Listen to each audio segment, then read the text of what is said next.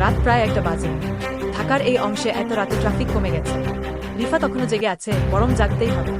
কাল সকালে অফিস আছে, কিন্তু ঘুম যেন পালিয়ে বেড়াচ্ছে তার কাছ থেকে। ফোনের স্ক্রিনে নোটিফিকেশন, নীরব কথা, পেজ থেকে একটি মেসেজ। আপনি কি কথা বলতে চান? আমি শুনছি। রিফা হেসেছিল প্রথমে। এসব কি, ডাক্তার নাকি নাকি আরেকটা জোক? কিন্তু সেই রাতে যখন তার স্বামী আরিফ আবারও অফিসীয় কাজে বাইরে, যখন ঘরে শুধু তার নিঃশ্বাসের শব্দ আর ফ্যানের আওয়াজ, তখন সে মেসেজটি পাঠিয়েছিল। হ্যাঁ, বলতে চায়, কিন্তু ভয় লাগছে। জবাব এসেছিল 5 মিনিট পর। ভয় পাবেন না, এখানে কেউ জাজ করবে না। শুধু আপনার নামটা বলুন। রিফা, সুন্দর নাম। আমি নীরব। বলুন। রিফা প্রথম রাতে সে শুধু কাঁদেছিল।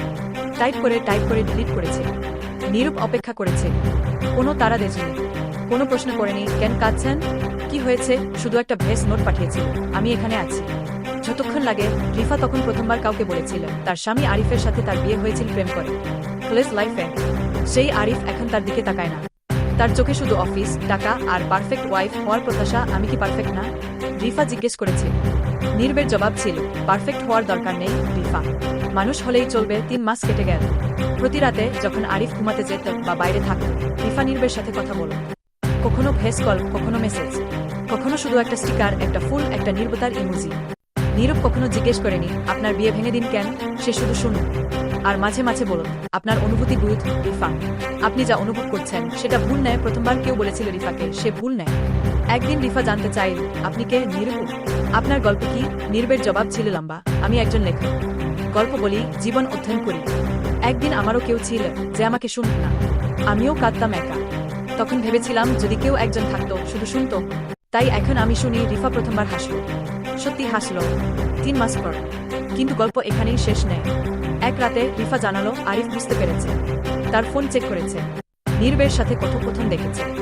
অফিসের সিনিয়র কলিগ মুনায়ারের সাথেও তার সম্পর্ক আছে, সেটাও ধরা পড়েছে। আরিফ রেগে গিয়েছিল। তুমি আমাকে ঠকিয়েছ। রিফা চিৎকার করেছিল প্রথমবার। না, আমি কাউকে ঠকাইনি। আমি শুধু কথা বলেছি। কথা বলা কি অপরাধ? তুমি কি কখনো আমাকে শুনেছ? আরিফ চুপ হয়ে গিয়েছিল। তারপর বলেছিল, তাহলে ডিভোর্স? রিফা ভেবেছিল সে ভয় পাবে। কিন্তু সেই রাতে নীরবের কাছে সে লিখেছিল, আমি রাজি, আমি আর পারছি না। নীরবের জবাব ছিল, আপনি সাহসী রিফা, খুব সাহসী। ডিভোর্স হয়ে গেল।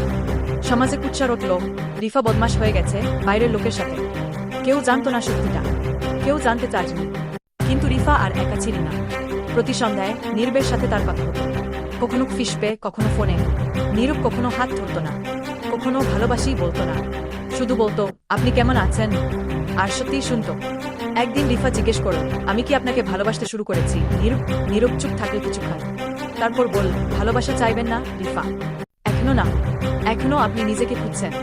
আমি শুধু আপনার পথ চলার সঙ্গে। গন্তব্য নিয়ে রিফা কেড়েছে, কিন্তু বুঝেছিল নীরব ঠিক বলেছে।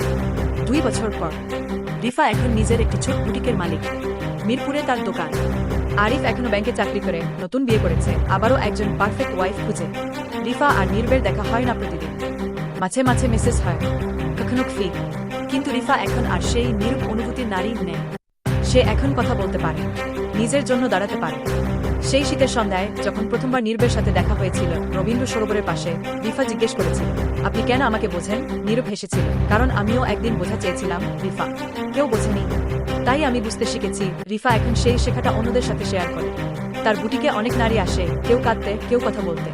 রিফা শুনে, শুধু শুনে, কারণ সে জানে কখনো কখনো শুধু শোনাটাই সবচেয়ে বড় ভালোবাসা। শেষ চিঠি, প্রিয় নীরব, আমি জানি আপনি এটা পড়বেন না, কারণ আমরা এখন আর সেই নীরব কথা পেজে নেই। আমরা বাস্তবে আছি। কিন্তু লিখতে ইচ্ছে করল। আপনি আমাকে বাঁচিয়েছিলেন, শুধু বাঁচাজনি, আমাকে আমার নিজের কাছে ফিরিয়ে দিয়েছিলেন। আমি এখনো জানি না এটা কি ভালোবাসা নাকি কৃতজ্ঞতা, কিন্তু জানি আপনি আমার গল্পের সবচেয়ে সুন্দর অধ্যায়। আপনার রিফা। গল্পের শেষে পাঠকদের জন্য প্রশ্ন, আপনি কি কখনো এমন কাউকে পেয়েছেন যে শুধু শুনেছিল, বিচার না করে? নাকি আপনিও এখনো সেই নীরব অনুভূতির খুঁজে আছেন?